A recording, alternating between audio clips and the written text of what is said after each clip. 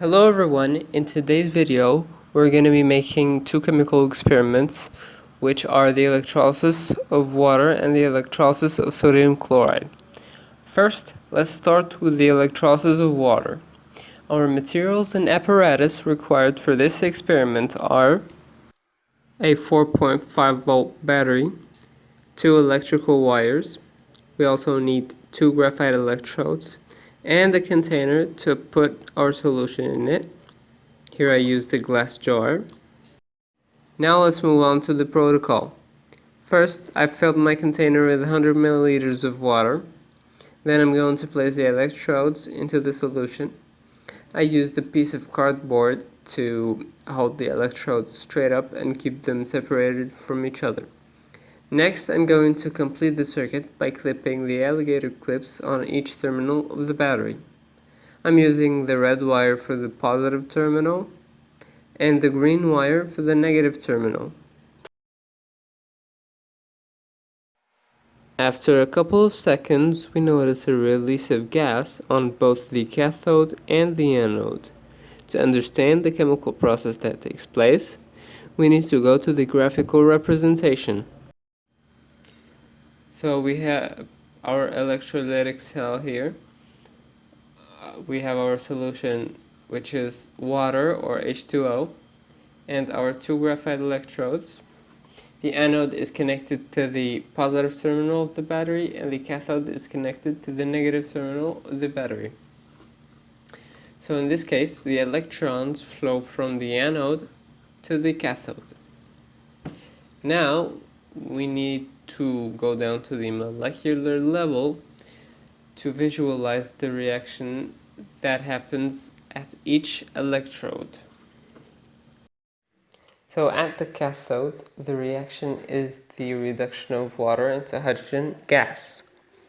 To represent this, we have here our cathode, and we have two water molecules. So the cathode gives electrons to the water molecules. Each hydrogen of the water molecules gains an electron and then breaks apart from the water molecule, and then the two hydrogen atoms bond together to form H2 or hydrogen gas. And the leftover from the H2O is two hydroxide ions. The equation for this reaction is as follows.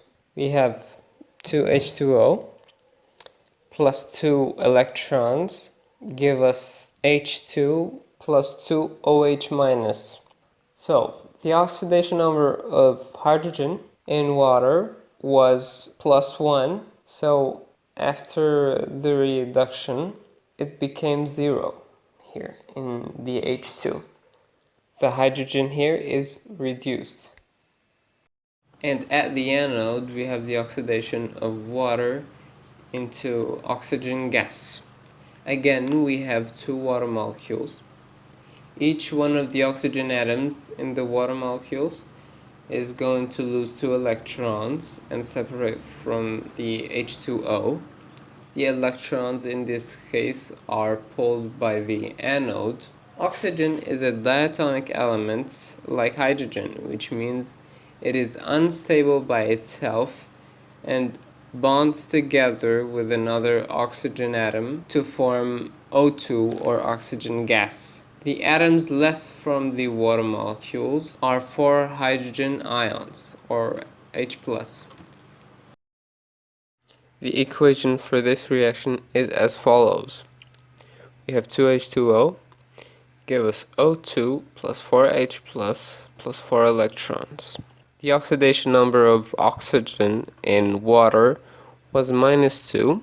Then it became 0, which means oxygen here is oxidized. To get the global equation for this reaction, we need to multiply the reduction equation by 2. So after combining the two half equations, we get this one. We have 4H2O plus 2H2O give us O2 plus 2H2O plus 4OH minus plus 4H plus. The OH minus and the H plus form H2O, or water. So, after simplifying this equation, we get the final global equation. We have 2H2O, then on the product side we have O2 plus 2H2. So the water became oxygen gas and hydrogen gas. Notice that we have 2H2 and 1O2. This means that the amount of hydrogen gas produced is twice the amount of oxygen. This may explain the increased effervescence on the cathode compared to the anode. Our next experiment is the electrolysis of sodium chloride. First, I added around 5.8 grams of sodium chloride to 100 milliliters of water to get a concentration of 1 mole, and stirred the solution until the salt had dissolved. Now I'm going to place the electrodes into the solution. You can see that the reaction started right away and the release of gas is more vigorous than before. This is because adding an electrolyte like sodium chloride increases the conductivity of the solution. To understand the reaction that is taking place at each electrode, we need to go down to the molecular level. At the cathode, there is the reduction of water into hydrogen gas, which is the same reaction as in the previous experiment. But at the anode, there is the oxidation of Cl-, which is the chloride ions, into chlorine gas, or Cl2. So we have 2 Cl-. Each ion loses an electron and becomes Cl. Again, the electrons are taken by the anode. Chlorine is a diatomic element like oxygen, which means it is going to bond together with another Cl atom to form Cl2. Are these the only two reactions that occur? Since our solution is composed of H2O and NaCl, then the H2O will also oxidize at the anode, right?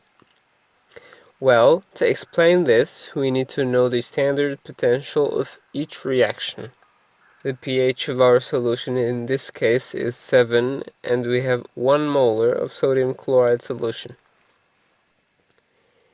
These are the possible reactions. At the cathode, we have the reduction of H plus and Na plus. 2H plus 2 electrons give us H2 at a standard potential of minus 42 volts. And for the Na plus, we have Na plus 1 electron give us Na, which has a standard potential of minus 2.71 volts. Since the standard potential of this reaction is very high, it's much easier to reduce the H plus than the Na plus. So this one is very unlikely to happen. But if any sodium is reduced, it will immediately react with the water and form H2 and NaOH. And at the anode, we have the oxidation of Cl- and H2O. So the oxidation of Cl- is Cl- give us Cl2 plus 2 electrons, which has a standard potential of minus 1.36 volts.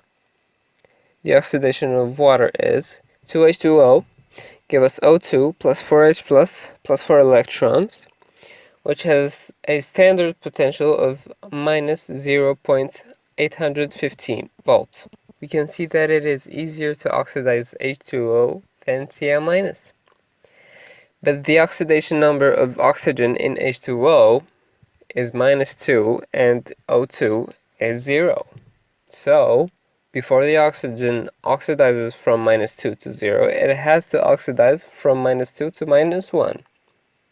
This oxidation reaction is 2H2O, give us H2O2, or hydrogen peroxide, plus 2H plus 2 electrons, which has a standard potential of minus 1.76 volts.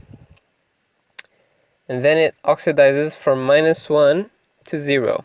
So the reaction is H2O2 gives us O2 plus 2H plus 2 electrons, which has a standard potential of minus 0.69 volt. So because the standard potential of the oxidation of H2O into H2O2 is greater than that of Cl-, the oxidation of Cl- is more anticipated to occur. However, in my experiments, I cannot determine if there was only chlorine gas released or oxygen too, because I don't have the apparatus required to do so. But I can test if there was a release of chlorine gas at the anode by using a pH paper. I'm going to touch the anode with the pH paper just a bit to get the paper to absorb what's on the anode. And as you can see, the color of the paper turns red, which means it is acidic.